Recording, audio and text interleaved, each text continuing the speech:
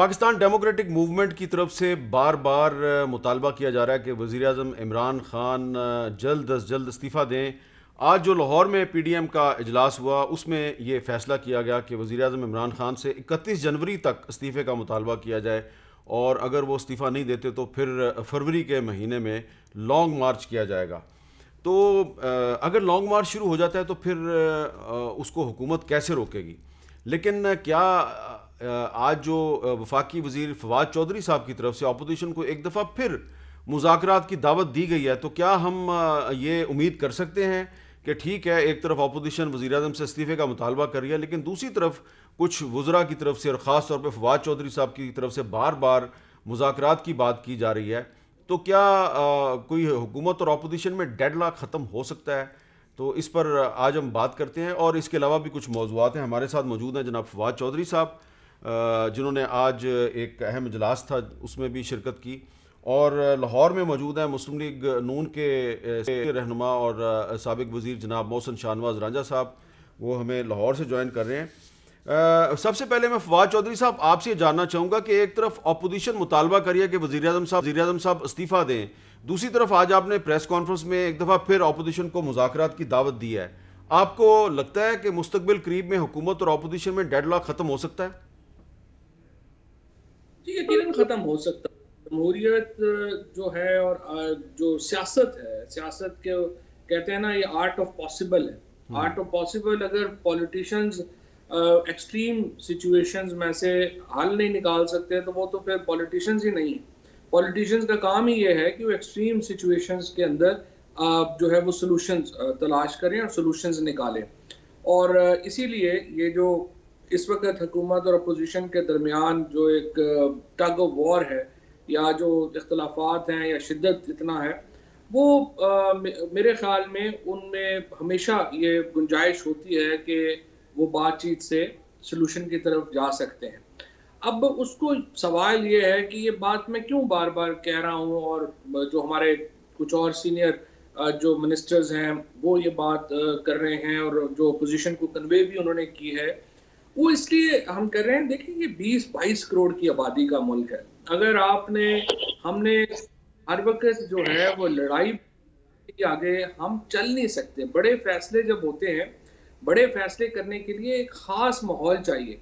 और अगरचे जब भी मैं समझता हूँ कि अपोजिशन का ईमानदारी से बात यह है कि उनकी तहरीक में चूंकि मॉरल अथॉरिटी नहीं थी, इसलिए उसमें कोई जान कभी भी नहीं थी।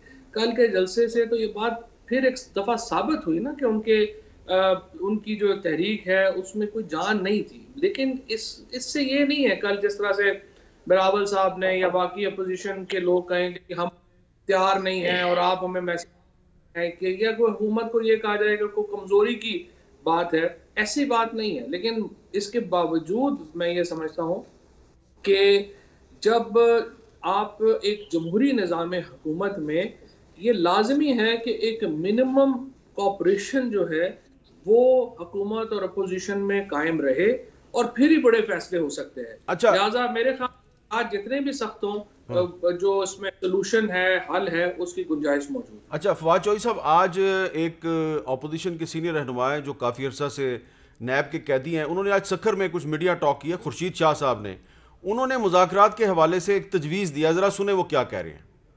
अभी उनको एक मौका है कि अगर उनका इमरान खान खुद टेलीफोन उठाएं और जरदारी साहब के साथ या बिलावल साहब के साथ, मरियम के साथ और मौलाना के साथ खुद बात करें कि as the prime minister, as the leader से बात करता है, लीडर के बचड़े बात नहीं करते। जो मसला मेरे लीडरशिप का होगा तो मेरी लीडरशिप अपने बराबर की लीडरशिप से बात करेगी। अगर मैं अपने बचड़ों को भेज दूंगा कि जाके बात करो, मैं बात नहीं करूंगा, तो ये नॉन सीरियस एटीट्यूड है। जी फवाद साहब, आपका क्या ख्याल है कि अगर वज़ीर आज़म साहब खुद अपोजिशन की किसी अहम शख्सियत को फ़ोन कर दें तो डेडलॉक ख़त्म हो सकता है? मेरे ख्याल में नहीं, इस तरह नहीं हो सकता। ये तो एक बड़ी जो है ना वो सिंपलिस्टिक सोल्यूशन है। उसकी वजह क्योंकि मीर साहब देखिए, बात यह है कि प्राइम मिनिस्टर का और जो एक पॉइंट ऑफ व्यू है अकाउंटेबिलिटी के ऊपर, वो और अपोजिशन का, वो बिल्कुल दो डिफरेंट नुकात के ऊपर खड़ा है। प्राइम मिनिस्टर साहब जो हैं वो बिल्कुल तैयार नहीं हैं अपोजिशन को रिलीफ देने में, और इन टर्म्स ऑफ आपको लेजिस्लेटिव चेंजेस करें या आप ये केसेस के ऊपर बात काम करें या इसके ऊपर वो तैयार नहीं है। ठीक है, बातचीत हमेशा एक्सट्रीम पॉइंट ऑफ व्यू से नहीं होती, बातचीत हमेशा उन बातों से शुरू होती है जिनके ऊपर कोई कंसेंसस हो सके। मसलन अगर आप पहले ही कहें कि नहीं आप हमें आए पहले केसेस पे बात करेंगे तो ज़ाहिर बात आगे नहीं बढ़ेगी। इसीलिए मैं ये समझता हूँ कि पहले मरहले में एक तो पार्लियामेंट में, प्राइम मिनिस्टर साहब ने कहा पार्लियामेंट बेहतरीन फोरम है बात करने का, पार्लियामेंट में उन चीज़ों के ऊपर बातचीत होनी चाहिए जिसमें हुकूमत और अपोजिशन एक दूसरे के करीब आ सकते हैं। मसलन इलेक्टोरल रिफॉर्म्स हैं, अभी आप देखिए सेनेट का इलेक्शन आ रहा है, इसमें कॉन्स्टिट्यूशनल अमेंडमेंट मूव की है फेडरल गवर्नमेंट ने कि आइए इस वोट को ओपन करते हैं। वोट ओपन करने का फायदा अपोजिशन को ज्यादा है। नहीं वो कैसे अपोजिशन को कैसे है? इसलिए कि देखिए ना, उनके लोग हैं जिन्होंने इन द एंड जो है वो वोट हुकूमत को दे जाना है।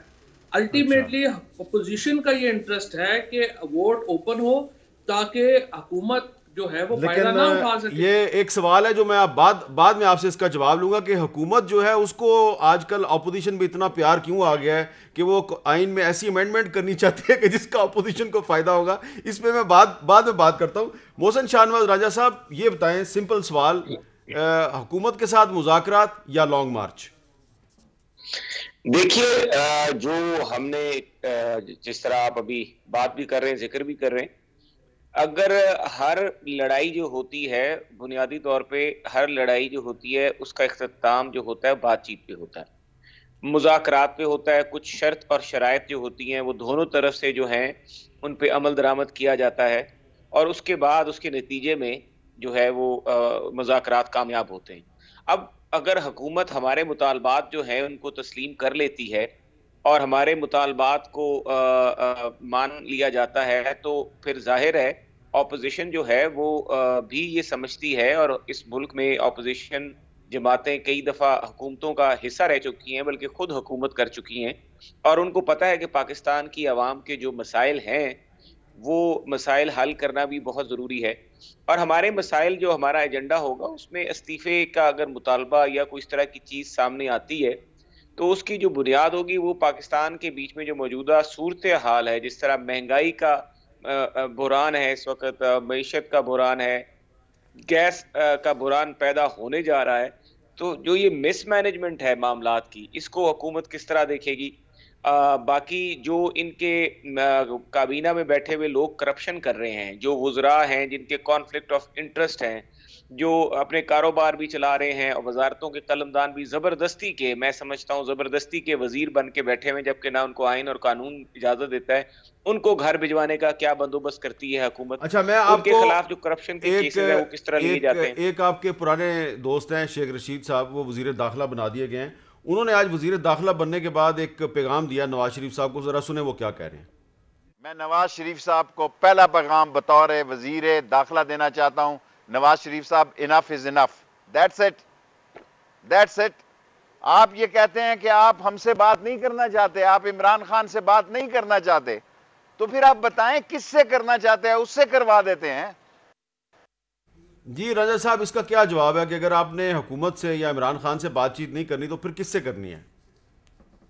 देखिए, पहले तो कॉन्फिडेंस बिल्डिंग मेजर एक होता है कि क्रेडिबिलिटी जो है, पिछले 2.5 साल में कई मामलात पे हुकूमत अपनी क्रेडिबिलिटी खुद लूज करके बैठी हुई है। आप देख लीजिए, जब मीटिंग्स होती हैं, और हमने आज नहीं, हम शहबाज शरीफ साहब जिस दिन अपोजिशन का उन्होंने अपने लीडर ऑफ द अपोजिशन की हैसियत से पहली तकरीर की कौमी असम्बली में, और उसमें उन्होंने इनको चार्टर ऑफ इकोनॉमी करने की बात की। हमारी उस बात को इन्होंने हमारी कमजोरी समझा। इन्होंने उसके बाद ऑपोजिशन के ऊपर जिस तरीके से मुकदमात पैदा किए, मुझे ये बताइए कि शेख रशीद साहब जो हैं उनको नहीं पता कि उनकी मिनिस्ट्री में एक शहजाद अकबर नाम का बंदा बैठा हुआ है, और शहजाद अकबर के होते हुए ये सुलह नहीं हो सकती। शहजाद अकबर की कमाई का जरिया लोगों को ऊपर झूठे मुकदमात बना के उनको जेलों में भिजवाना है। शहजाद अकबर को पजीराई हुकूमत में तब हासिल होती है जब वो वजीर आजम के राजा साहब अगर आप सही कह रहे हैं तो फिर इसका मतलब है कि फवाद चौधरी साहब का ये जो मौक़िफ़ है कि अपोजिशन का असल मसला उसके केसेस हैं, मुकदमात हैं, तो फिर उनकी बात तो सही है। मैं आपको सिर्फ एक हिस्सा बताया। अगर आप मेरी गुफ्तगू का पहला हिस्सा देखें तो मैं महंगाई और मिस गवर्नेंस और करप्शन की बात कर रहा हूं, जो इनकी कैबिनेट में भी है और मुल्क में मिस मैनेजमेंट है, और साथ में ये झूठे मुकदमात जो बनाए जाते हैं ऑपोजिशन के लोगों के ऊपर। क्या ये बाखबर नहीं है?